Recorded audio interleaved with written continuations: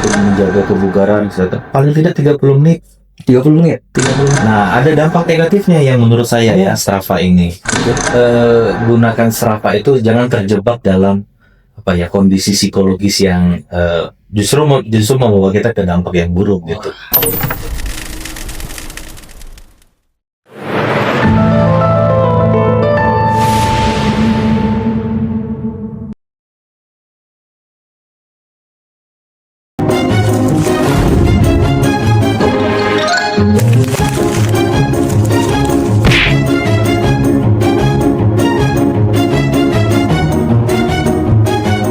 Oke. Baik, kita lanjut ke segmen 3 dari kelompok 3 yang dimana mereka mengangkat isu terkait tenaga kependidikan. Tendik. Ya, tendik. Nah, Iya. jadi di sini tuh mereka penasaran dan pengen tahu tendik ini tuh terkait tentang kesehatan mental dan kebugaran dari tendik itu sendiri gimana? Iya. Nah, dan muncul kayak banyak banget pertanyaan. Mungkin pertama tuh pertanyaannya kayak apakah kesehatan mental dan kebugaran dari tendik ini mempengaruhi layanan dari pembelajaran sendiri, dan kan tentunya dosen pasti kayak selalu minta tolong ke tendik gitu sih, Prof. Menurut Profesor gimana? Iya, ya pasti ya gitu ya. Tadi kita sudah mengulas mahasiswa pindah ke dosen, sekarang ke tendik. Ke tendik. Sekali ya, berarti semua aktivitas akademika nih kayaknya akan dibahas. Oke, jadi tendik itu tenaga kependidikan ya, jelas itu adalah partner kerja dari dosen. Gitu. Pendidikan pasti mereka ada interaksi, jelas dong. Kalau tendik tidak bisa bekerja atau tidak bekerja dengan baik, ya artinya proses akademik juga pasti akan terganggu, gitu ya. Jadi ya kalau dikatakan tadi pertanyaannya adalah bagaimana keadaan hubungan antara Kebugaran sama kesehatan mental. Ya jelas dong ya. Jadi tendik juga harus memiliki kesehatan mental yang baik, ya kebugaran yang baik juga gitu ya. Untuk apa? Pasti ada berhubungan dengan ini, dengan proses akademik. Ya, coba bayangkan misalnya mahasiswa datang mau registrasi, mau hal-hal yang berhubungan dengan akademik, ternyata tenaga kependidikannya misalnya di sub bagian akademik misalnya gitu. Di kampus nggak ada, sakit semua, kosong, terganggu kan gitu. Ini mau ngurus KRS atau apa gitu, PKRS. Kalau semua sakit nggak ada yang bantuin kan nggak mungkin dosen yang ngerjain. Jadi jelas sangat berhubungan. Oleh karena itu tenaga kependidikan juga sebagai bagian dari sivitas akademika harus terjamin tentunya kesehatan mental maupun kebugarannya. Gitu deh. Oke, Prof.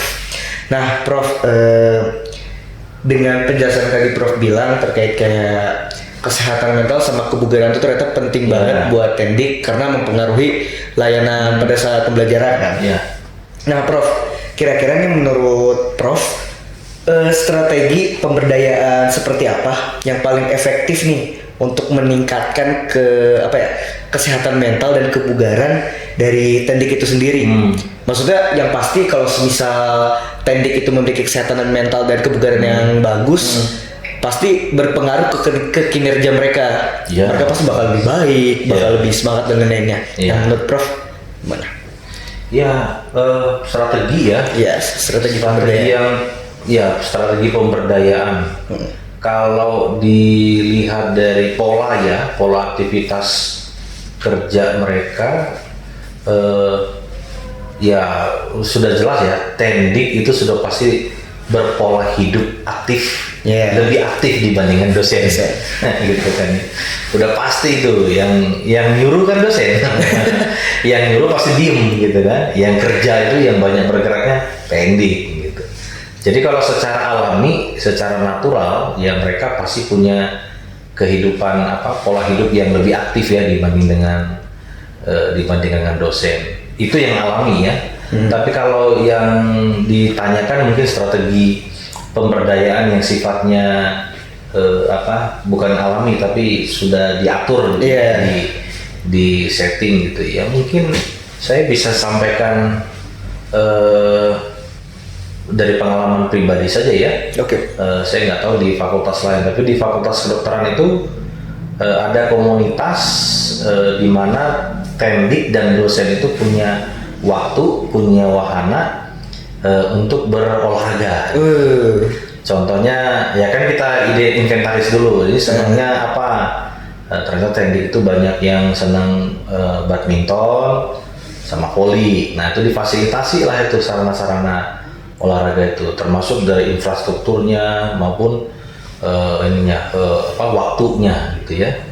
Nah seperti di FK itu setiap hari Selasa dan Kamis dari jam 1 sampai jam 4 atau jam 5 lah kira-kira gitu ya.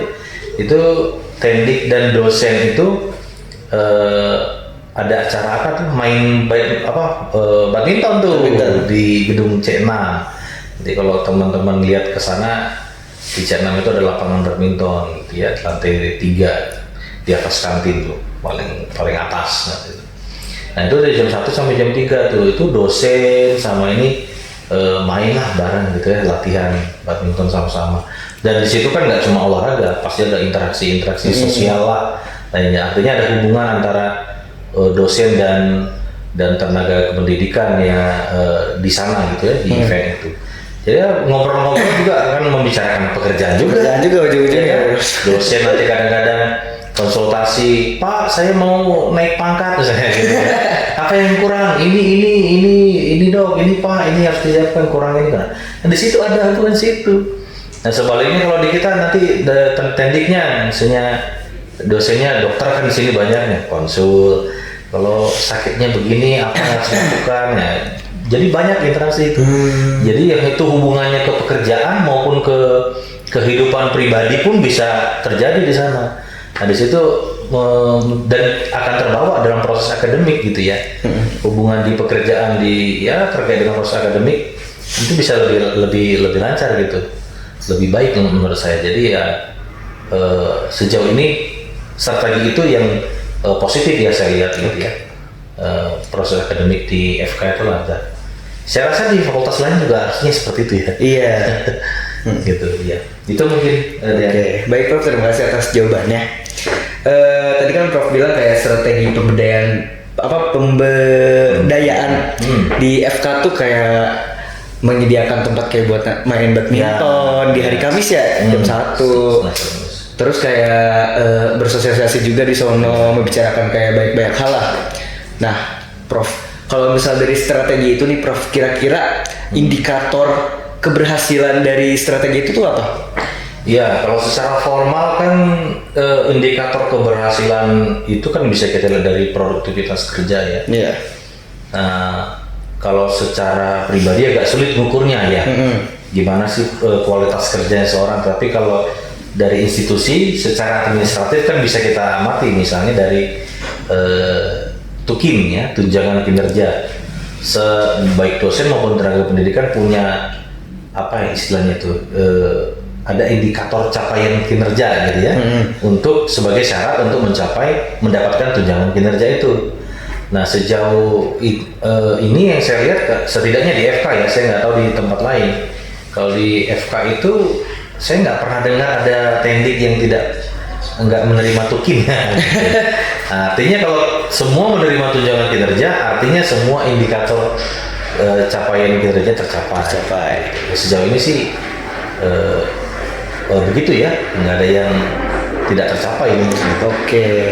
Ya, mungkin tadi ya hubungan antara dosen dan ininya baik ya, sehingga tadi mungkin ya. Oke. Mudah-mudahan itu dampak positif yang dirasa ya. Baik Prof, terima kasih atas jawabannya. Paling mungkin cukup itu aja buat segmen 3 terkait tenaga kependidikan. Ya.